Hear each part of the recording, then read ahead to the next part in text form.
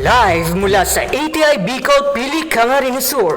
Ito ang ATI Bicol #Sarabay Channel News Update. Magandang hapon. Narito ang news update sa araw na ito.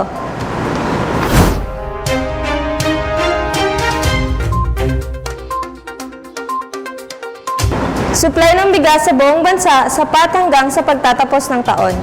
Makakasama natin ngayon si Chriselle Balisoro. Tiniyak ng Department of Agriculture sa publiko na ang supply ng bigas ng bansa ay sapat para sa buong taon. Ayon sa kalihim ng agrikultura na si William Dar, ang kabuang inaasahang supply ng bigas sa katapusan ng Desyembre 2020 ay aabot ng 18 milyong metrikong tonelada, habang ang kabuang inaasahang pangangailangan ay aabot sa 14.7 milyong metriko tonelada. Sa makatwid, ito ay mag-iiwan ng inventaryo na aabot mahigit 3 milyong metriko tonelada sa pagtatapos ng kasalukuyang taon. Ayon naman sa pag-aaral ng Philippine Statistics Authority, ang isang Pilipino ay nagkukonsumo ng halos 119 na kilo ng bigas bawat taon. Ito ay katumbas ng 326 na gramo ng bigas araw-araw.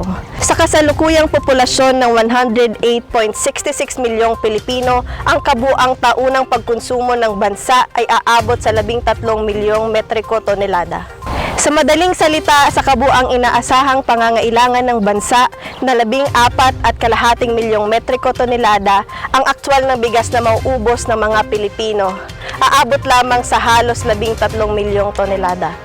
Nakatulong din po yung programa ng ating pamahalaan kung saan nakapaloob yung ating Rice Competitiveness Enhancement Fund. So simula nung naipatupad yung Republic Act 11203 o kilala sa tawag na Rice Tarification Law ng nakaraang taon, maraming mga magsasaka ang nabigyan ng libreng binhi, makinarya, pautang at pagsasanay.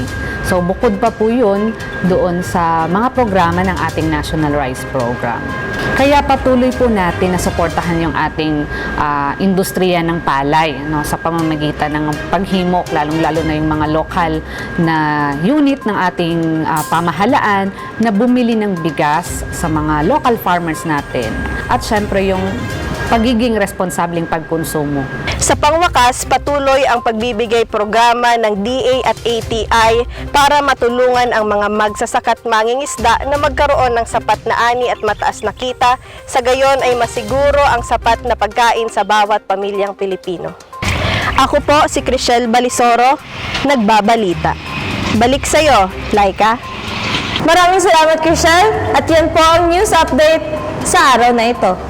Ako po si Laika Teves para sa ATI Bicol #Sarabay Channel News Update.